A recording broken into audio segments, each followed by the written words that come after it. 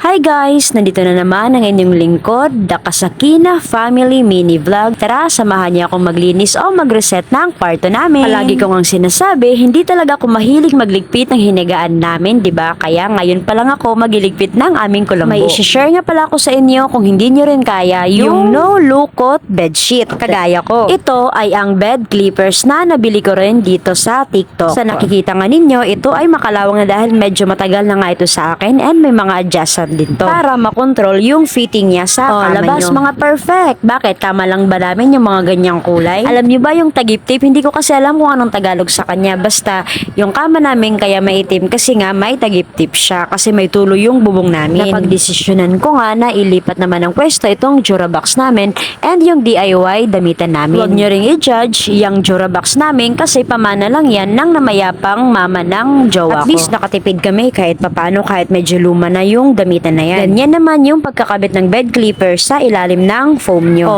diba? Plakado pa rin. Ito nga pala yung Dufia pillow namin na almost 4 months na ata ito sa amin. Pero napakaganda pa rin ang quality niya kahit medyo matagal na siya sa amin. Konting ayos-ayos lang sa loob ng mga niya para mapantay ulit. Tingnan nyo naman yung telang ginamit sa kanya. Isa rin talaga ito sa mga sulit na binudol ako dito sa TikTok. Kasi nga na-less yung pagkasakit ng leg ko kapag natutulog kami. Unlike sa dating unan namin na kapag nagigising kami, ay pagod kami kasi nga masakit sa lieg yung una na gamit namin. Yan nga pala yung malaking size na una na in-order namin sa Dufia. Sa mga gusto nga palang umorder ng bed clippers and itong Dufia pillow namin, ilalagay ko na lang yung yellow basket para naman iwas scam and sure kayo na dadating talaga yung high quality ng mga orderin yung items. Ayan, tapos na nga ako maglinis, kaya tatapusin ko na ang video na to. Salamat naman sa panonood ninyo. God bless. Bye!